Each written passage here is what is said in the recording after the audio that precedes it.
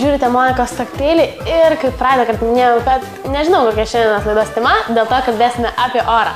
Man labiausiai nepatinka oras, tai kai lyja, dėl to, kad susigraunau man plaukai, nes susigraunau susibanguoja. Susigraunau dar būtų gerai, bet susibanguoja taip negražiai, tai dėl to man ir nepatinka.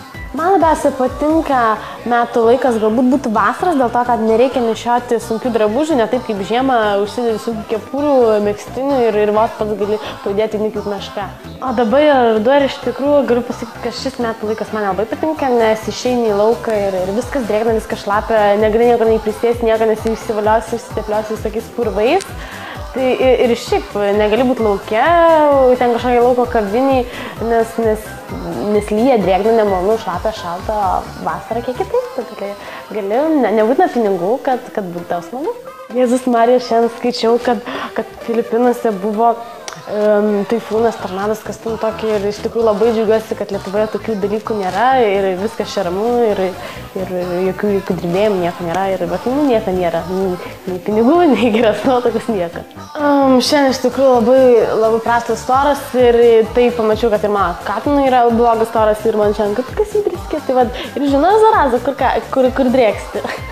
Beje, žinot, kad, pavyzdžiui, per pilnatį žmonėms skaičiau, kad kažkas atsitinka, kad jie pradeda ten nuvažiuoja stogas, kad pradeda ten elgtis nenormaliai. Nežinau kaip jum, bet man iš tikrųjų atsitinka toks dalykas, nežinau kaip kitiem, bet man dantukai išdygsta ir norisi. Dar ruduo ir žiema labai nepatinka, kai tu eini, tarkim, gatve ten klausai muziką ir tu negirdi ir neretas atvejis būna, manau, ne man vienai yra taip nutikę, kad tu eini ir ten tave nupila, važiuoja mašina, pravažiuoja per tą valą, nupila tave nuo galvos iki kojų, špakai ten, žinai, rankos ten, batai šiandien. Tai va, dabar dalis jūsų klausimai mano atsakymai ir kadangi neretas yra atvejis, kai gaunu klausimus visiškai ne į tą temą, tai dabar ir proga juos atsakyti.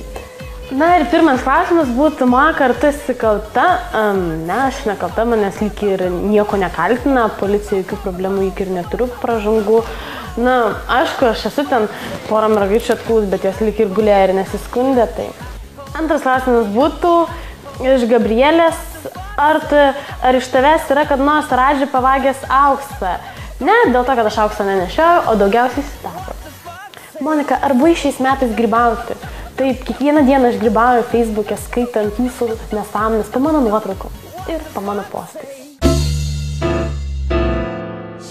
Na ir vardinis tinginys yra tikras blogis, nes iškart nedarai norimų darbų ir viską atidėlioju, bet žinau gerą receptą ir kita laidos tema būtų sportas. Ir galėsim pasportuoti, padalinsiu patarimus merginoms, kurios nori padailinti figūrą.